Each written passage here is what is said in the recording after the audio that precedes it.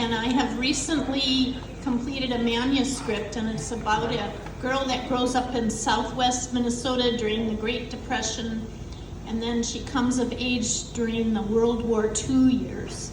And I think many of you might not know the significance of December 7th, which was last week. So this is a story about December 7th, a day in infamy. What was the family doing on December 7th, 1941? A few years ago, I wrote a check, and when I wrote out the date, I told the young clerk, "Oh, it's December 7th."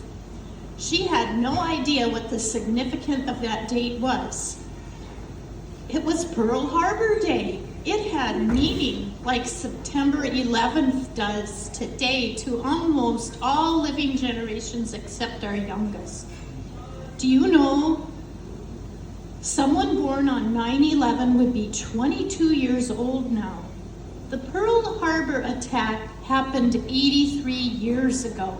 To remember that, you need to be in your 90s. But if you are younger than 90, your parents and society didn't let you forget. Pearl Harbor was bombed on Sunday, December 7th, 1941. The Minehart family went to church every Sunday.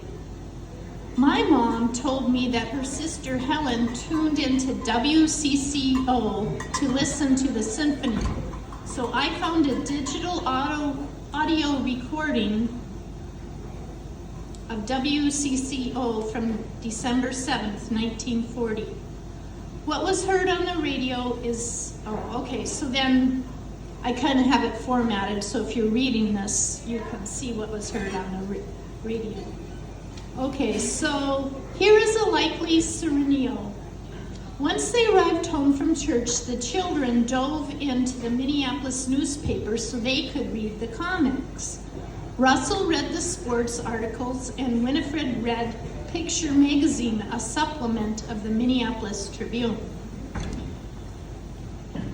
After dinner, they cleared off the table by carrying their dishes to the sink, which Winifred had prepared with hot soapy water.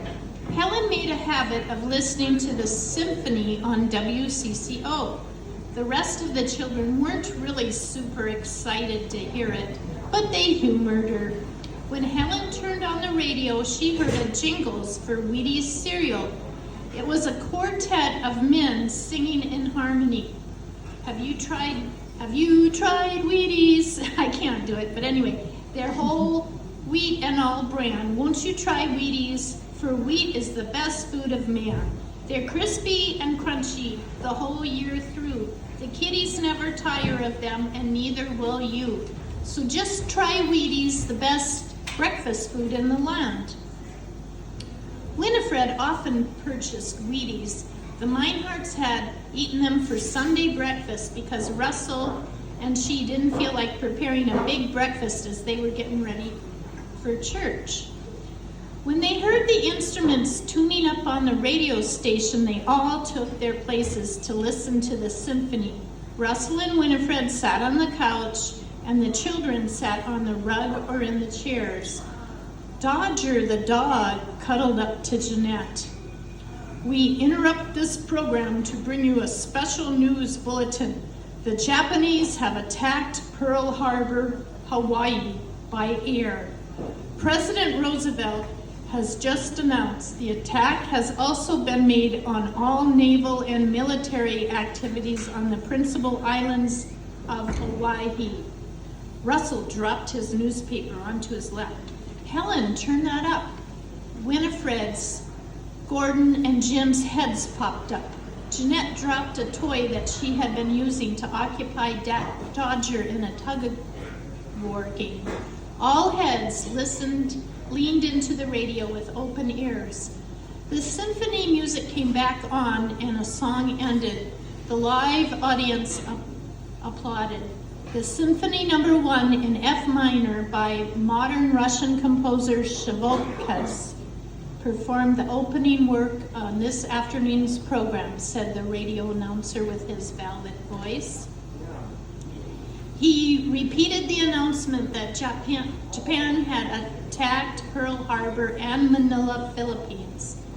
The next regularly scheduled program would not run, so they could continue to update listeners on the developing situation in the Far East.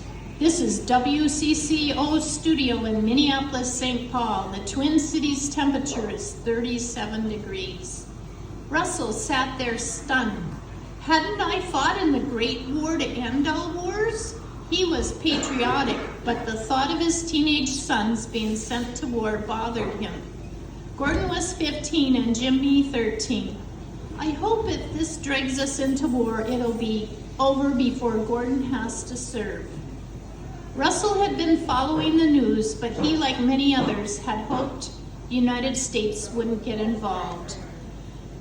They knew what they heard wasn't good. Winifred stood up and walked into the kitchen. She prayed the war would be over before her dear firstborn was old enough to be drafted.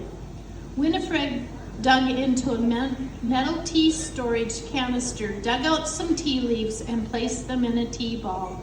Then she put her china teapot on a ceramic tile on the dining room table.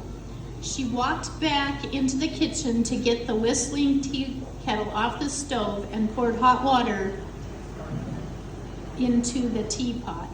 She placed the ball of loose tea in the hot water and replaced the china lid to let it steep. The United States entered World War II, and everybody understood that meant young men 18 and older would be mustered into military service in great numbers. The next day, December 8th, 1941, the government ordered all ham operators to cease their transmissions. Russell kept his amateur radio equipment in the parlor. The U.S. government ordered all civilians to suspend the use of ham radios and seal off their equipment. It was illegal to even listen. Gordon thought it was foolish. Dad, said Gordon, ham operators could give information about the weather all over the world. I think it's crazy for the government to shut down all the hams. Gordon, said Russell, loose lips sink ships and walls with ears lose wars. The government is worried about the walls having ears. The Department of War Propaganda made posters with slogans and hung them in public places like churches and stores. And then I have some pictures of some of the propaganda posters they have.